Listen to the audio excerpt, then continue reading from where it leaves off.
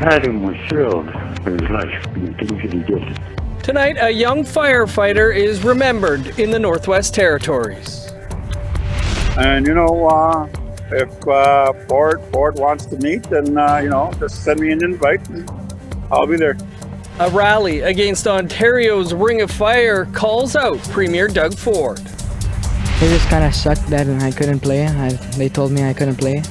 And a case of appendicitis sidelines a javelin thrower at Neg, but his comeback was golden.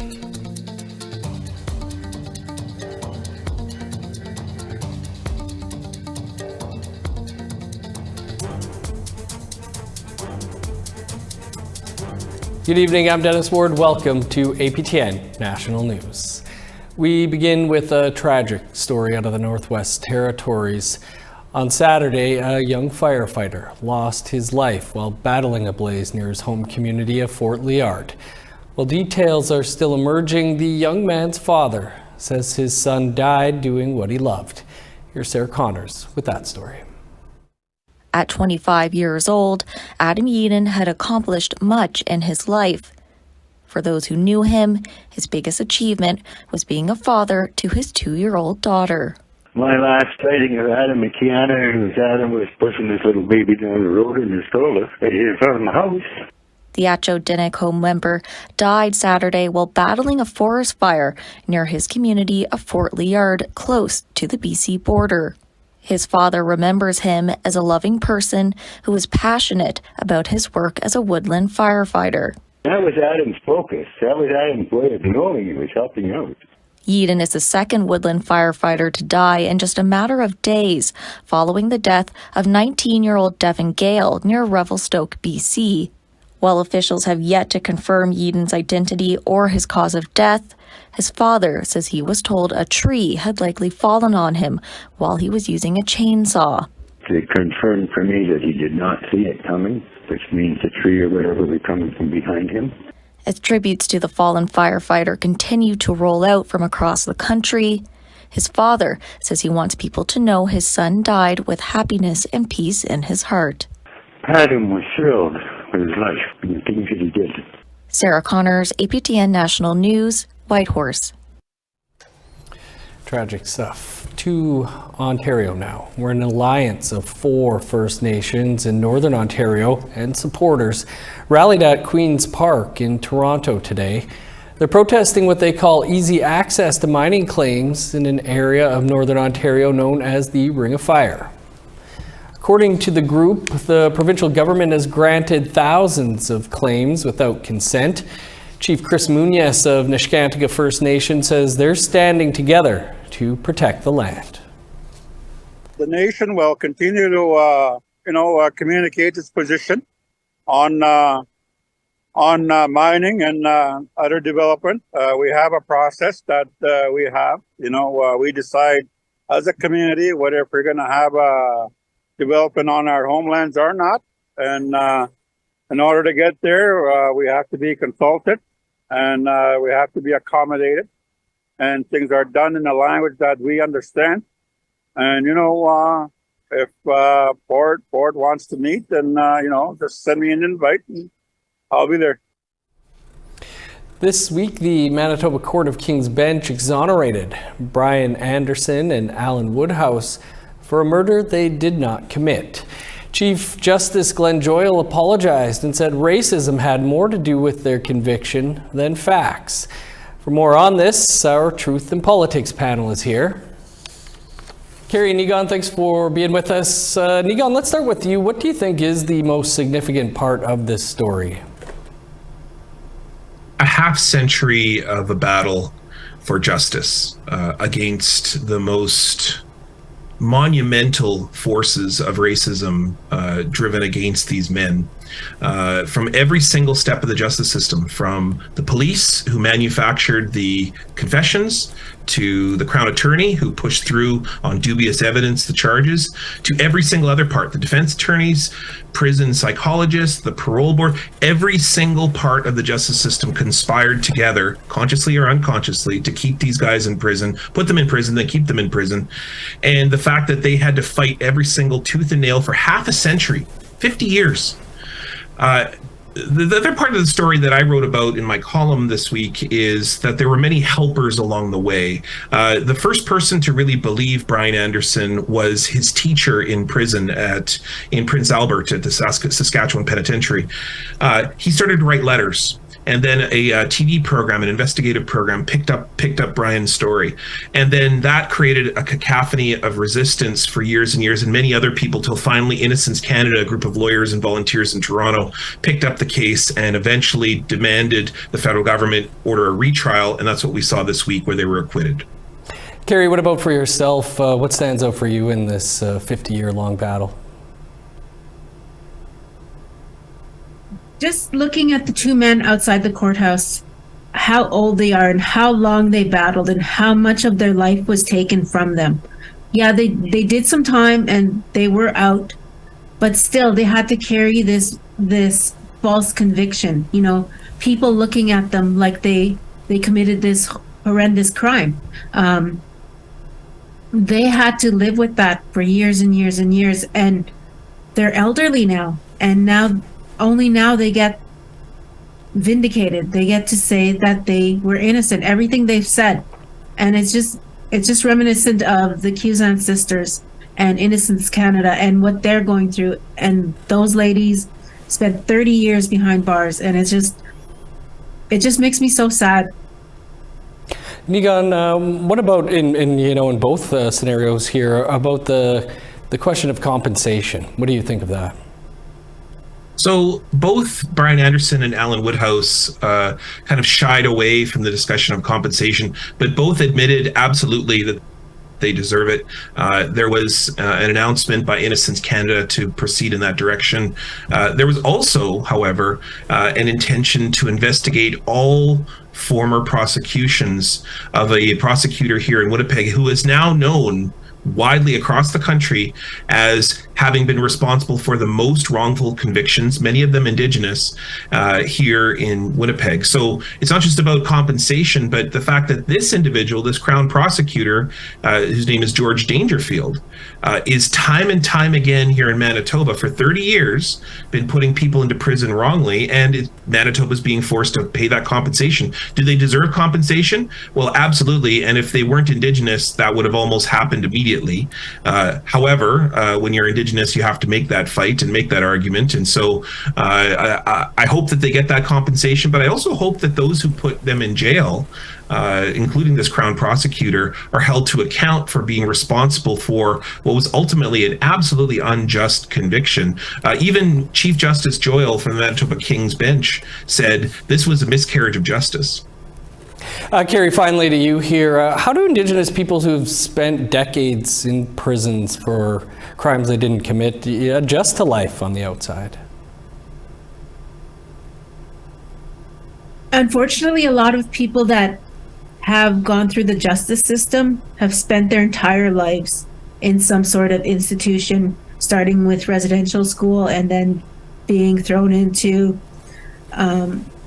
institutions. And they,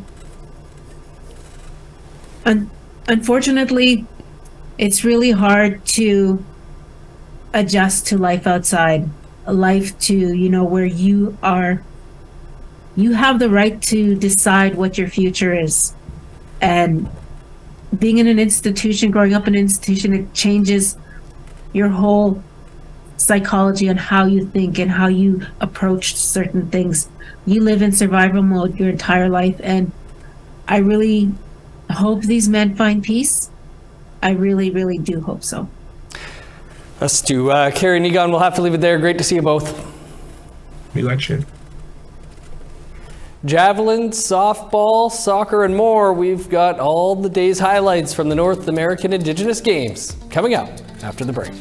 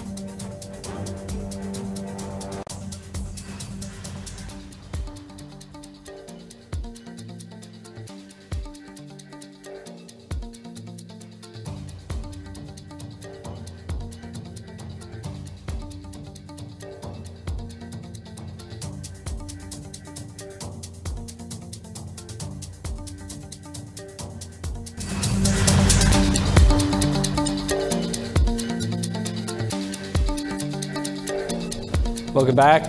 14-year-old Wolf Ross's journey to the North American Indigenous Games did not get off to a good start because it began with a trip to the emergency room and 2 days in hospital. But as Angel Moore reports, Ross's story has a golden finish. Wolf Ross gives no indication he was in the hospital for 2 days, winning a gold medal in Javelin for Team Saskatchewan. The doctors told Ross he should not compete. It just kind of sucked that I couldn't play. They told me I couldn't play.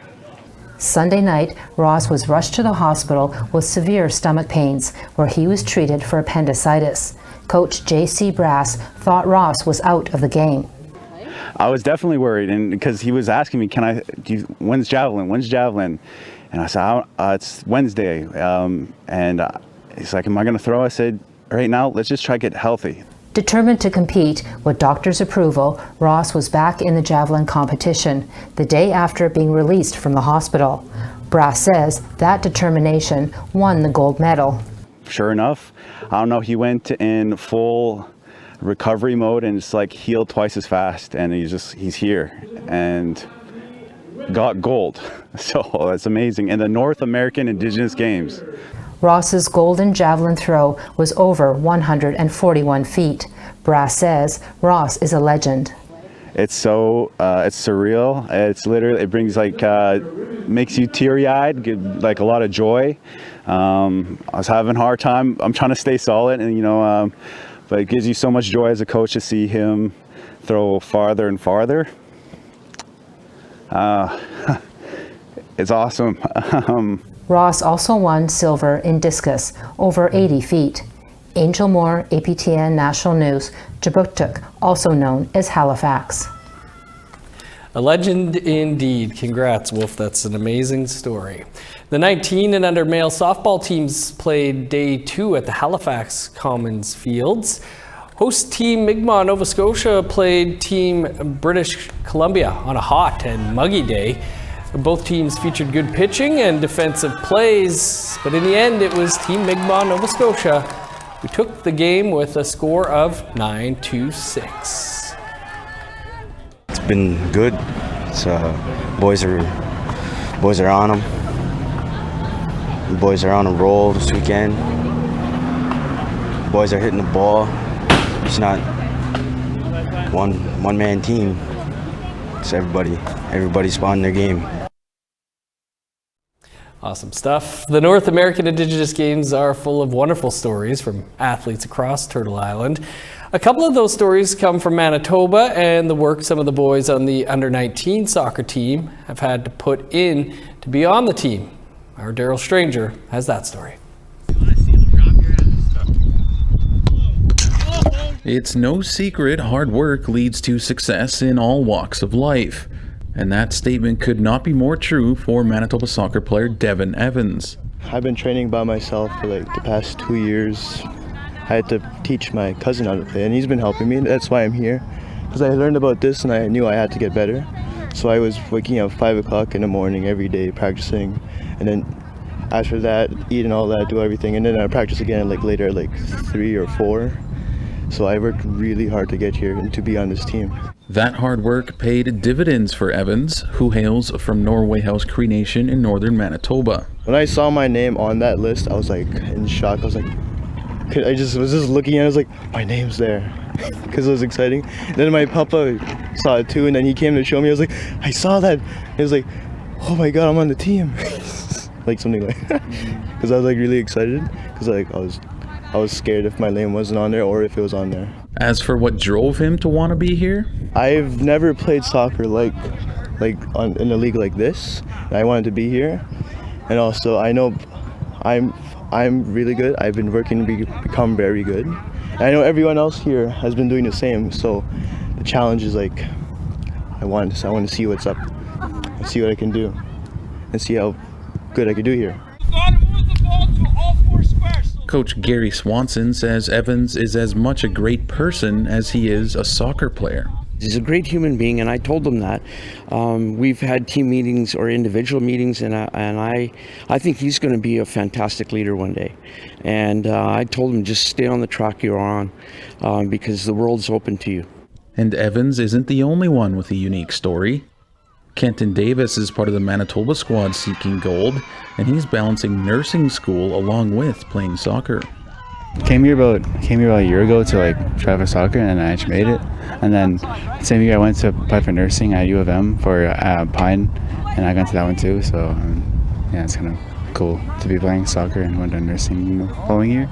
Swanson says the schooling shows the type of character Davis has. Kenton is he's a very intelligent young man. He's graduated from high school, and he got into nursing right away, and that really speaks to where he wants to go. He had a family member that was in nursing, and so he wanted to follow in that career path. And to get in from high school into nursing is amazing, because usually you have to have a couple of years of prep in university, and he got in right away. That just shows you what a unique young man he is. My godmother is a nurse, and I thought, hey, I want to become a nurse too. So I think by grade 6 I was like pretty set onto that, becoming a nurse. So I just focus on my classes and getting good grades, I guess.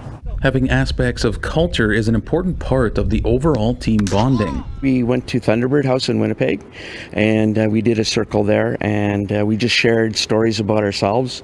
Some of it was pretty hilarious, and some of it was pretty serious stuff, and we learned about each other, and that's really important, because once you know a little bit about who we are as people, it translates into the team itself. For both Evans and Davis, hard work is a key aspect in making any team.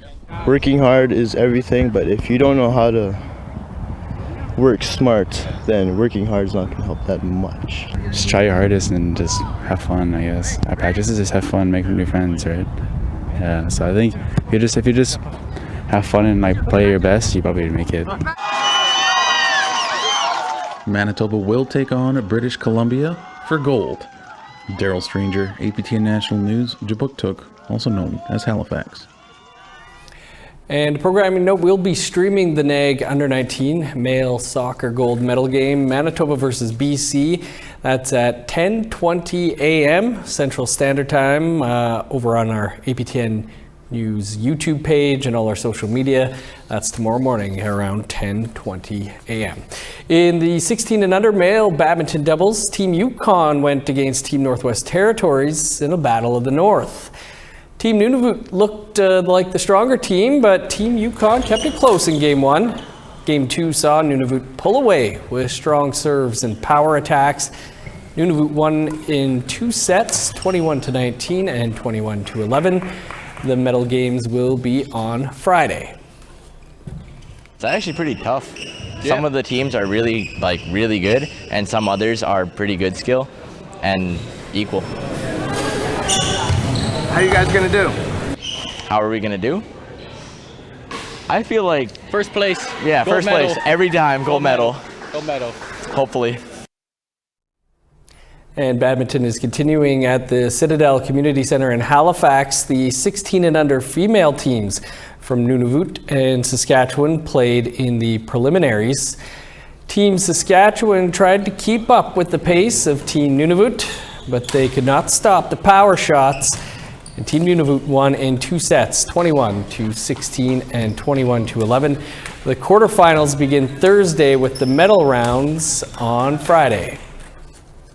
We didn't expect to play with those girls, so we tried our best, and I guess we won. It was fun. I used to be a heck of a badminton player. Wednesday evening saw the wrestling finals take place at St. Mary's University in Halifax. Wrestlers in many different divisions competed for the gold medal. In the men's 58 kilogram, Nunavut's Iki Avalak defeated Manitoba's Jaron Coles. And in the 90 kilogram division, 2 Wisconsin wrestlers were going against each other, with Leonard Chosa taking gold. On the female side, the 64 kilogram division saw 2 Manitoba wrestlers compete for gold, with Annika Chartrand winning. Lillian De La Garrito of New Mexico was the winner in the women's 82 kilogram division. And you can find a whole lot more coverage from the North American Indigenous Games over on our website, aptnnews.ca, and our YouTube page. Still to come, Winnipeg's Fringe Festival playwright shines a spotlight on older women. Unfortunately, as we get older, we all, we suddenly become invisible. As, women suddenly become invisible.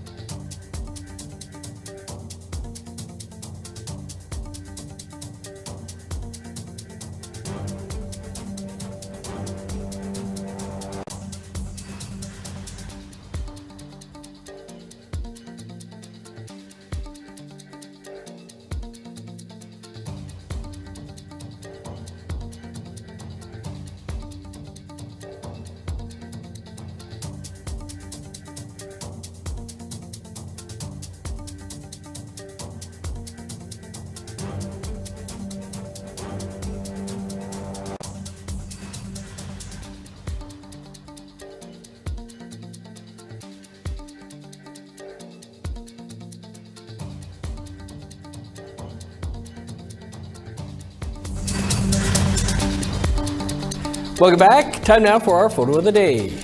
And from St. Joseph Island, located just south of Sault Ste. Marie, Ontario, brother Medium Chris sent in this great shot of Canadian wild rye. If you have a photo you think could be our next photo of the day, send it to share@aptn.ca.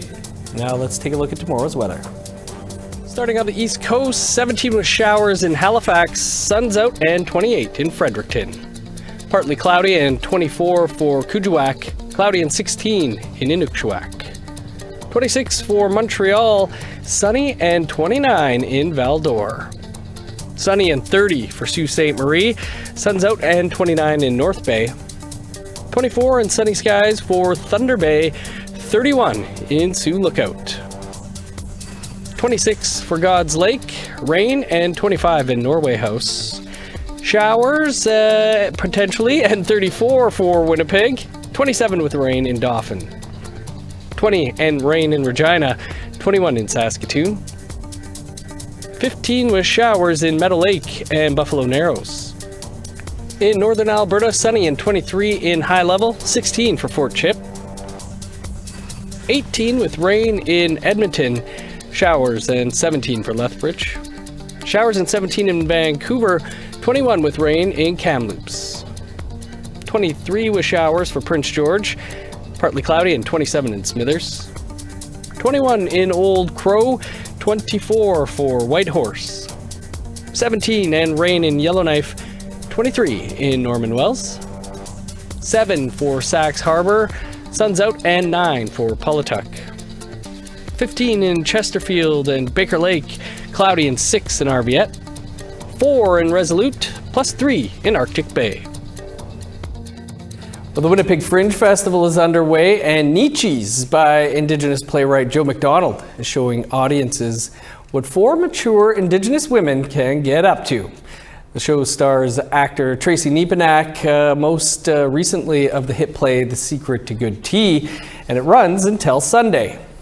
The 1-hour comedy is the story of 4 childhood friends who reconnect after a falling out. They end up having to solve a crime and work through their issues all at the same time.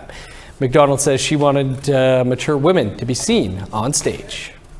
Unfortunately, as we get older, we all, we suddenly become invisible. Women suddenly become invisible. And I really wanted these women to be seen. I wanted their quirkiness, their friendship, their amazingness. I wanted that to be seen. Tracy Niepenak was excellent in The Secret to Good Tea. She always is. Look forward to seeing some Fringe Festival stuff. Don't forget that under 19 male soccer gold medal game at 10:20 a.m. Central Time tomorrow morning over on our YouTube page and social media. That's all the time we have for your APTN National News for this Thursday. For news anytime, you can visit our website, aptnnews.ca. I'm Dennis Ward. Marcy, thanks for being with us. Have a great night.